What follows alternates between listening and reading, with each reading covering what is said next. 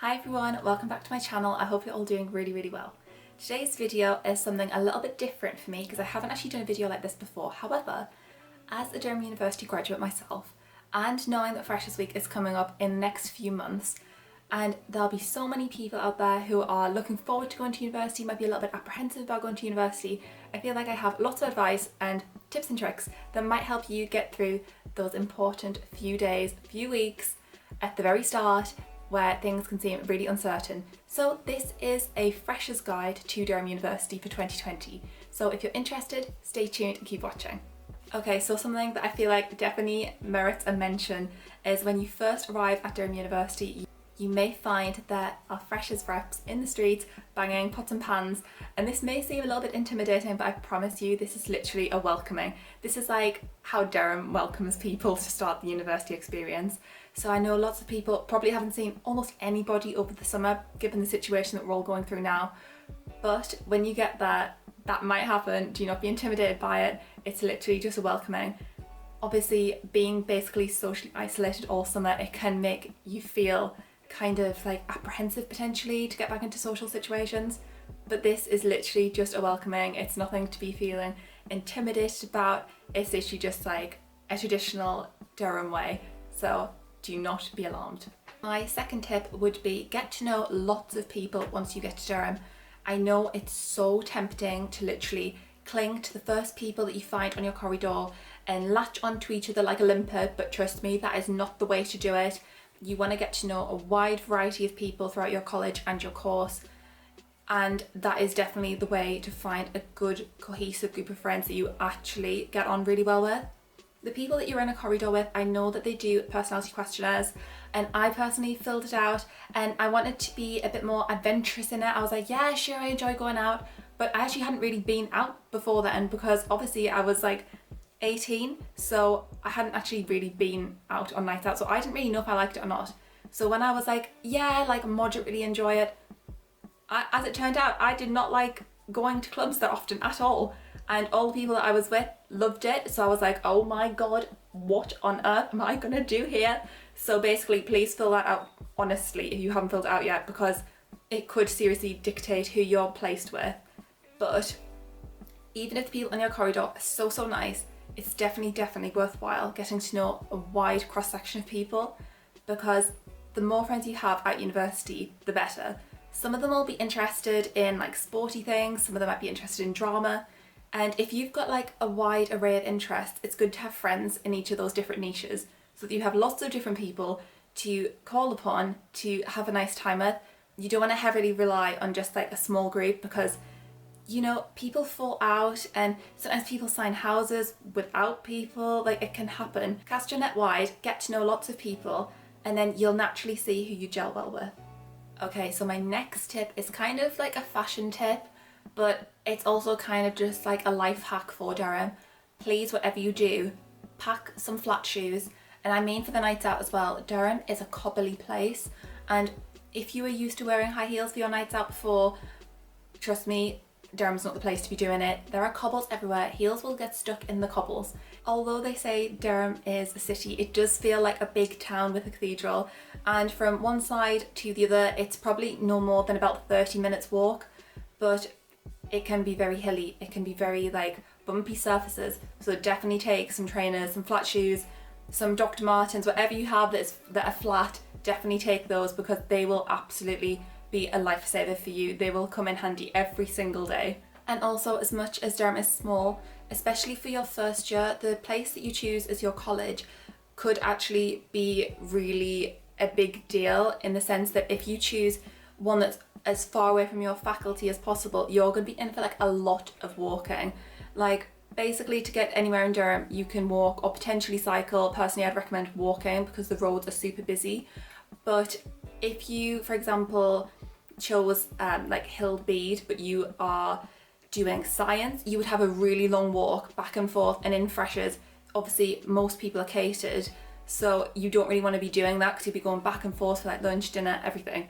So I would recommend definitely choosing one that is close to your course if possible. If, however, you know, you have your heart set on a Bailey college and you do like a subject that's in the science side or geography, for example, absolutely go to that college, but be warned, you will have a walk every day, a lot of walk every day to get to the lessons and back. But you know, it is doable and you'll get super fit. And also the catered food is mainly potatoes, so maybe it'll be a good thing to have a lot of walking. My next piece of advice would be, please don't put too much pressure on yourself to make Freshers Week the best week of your life. At the end of the day, it is just 1 week. You have your whole degree ahead of you to enjoy and make the most of and get to know people. So don't put too much pressure on yourself, otherwise that might actually inhibit how much you can enjoy Freshers Week. There are so many events going on during Freshers Week. Library tours, faculty welcomes, college related talks. It is so easy to get disorientated during your Freshers Week, but I promise you, if you take it all in your stride and you just go with the flow, everything will work out and you'll enjoy it much, much more.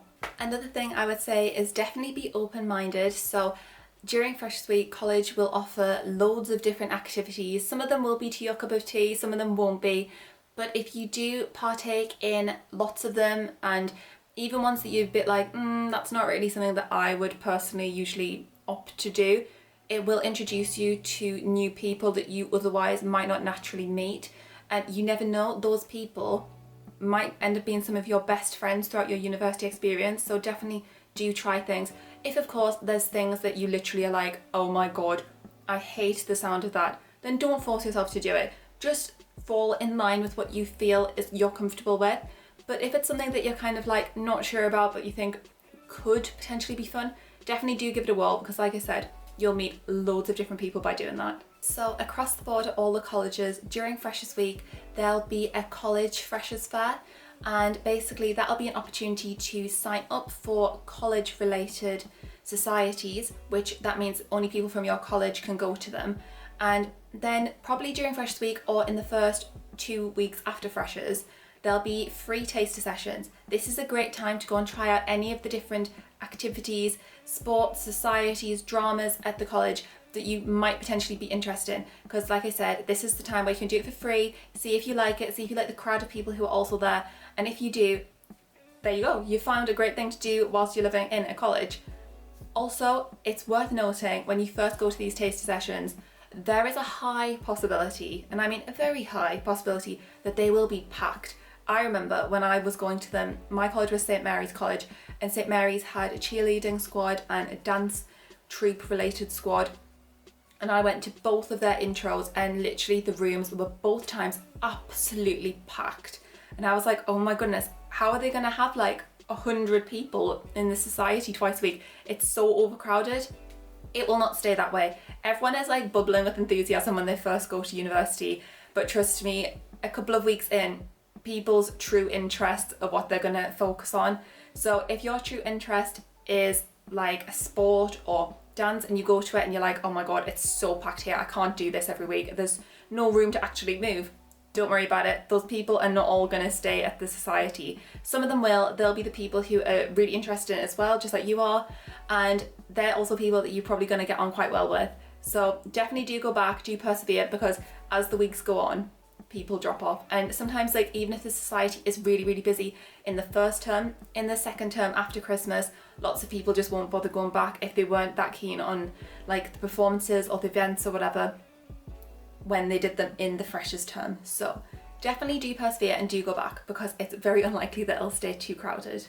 Also, side note, if you join these societies, basically there's lots of opportunities for different socials as well, so you'll get more nights out also. During Freshers Week as well, there'll also be a university-wide Freshers Fair.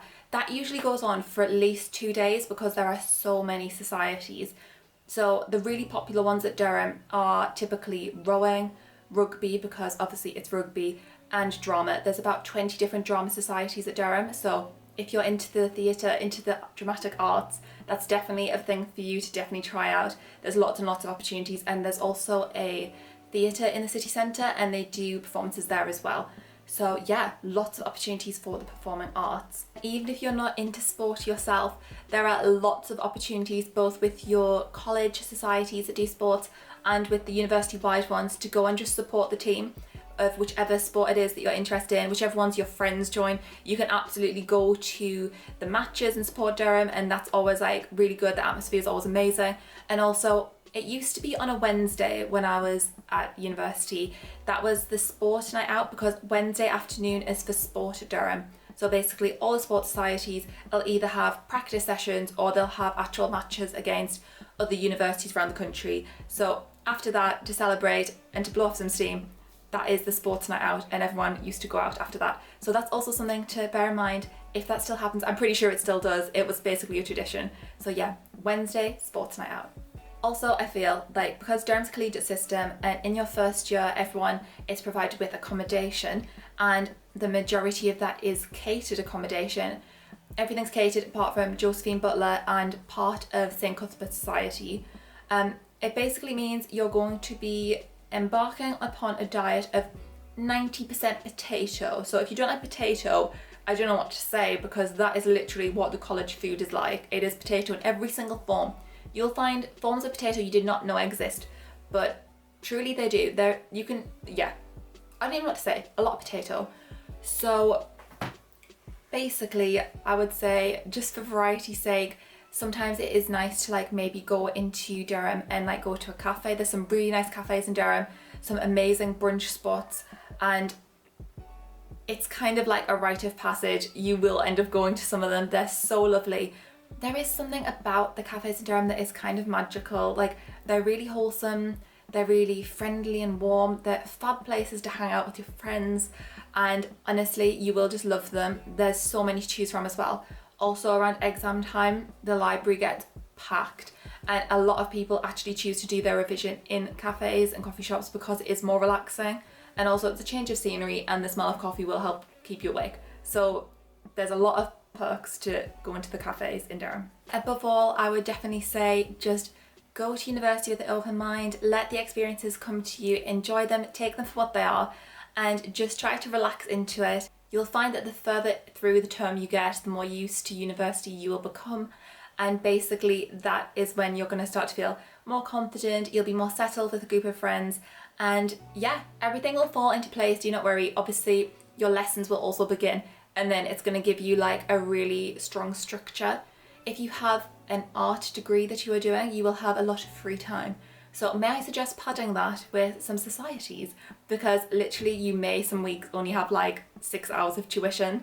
That's just definitely worth noting as well. You will have a lot of free time. So if you were thinking of giving up a hobby that you saw like into before, like for example, if you played a musical instrument, or like if you were into drama and into different sports, don't give them up. There's so many opportunities to keep going with them at university.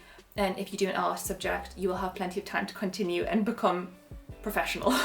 Because literally the amount of time that is just free if you do an art, it can be a lot. So definitely fill it with something that's like worthwhile, interesting, and it'll develop some skills, and you'll feel like you leave university as a more well-rounded person. So that concludes this video as a fresh guide to Durham University for 2020. I hope it was helpful.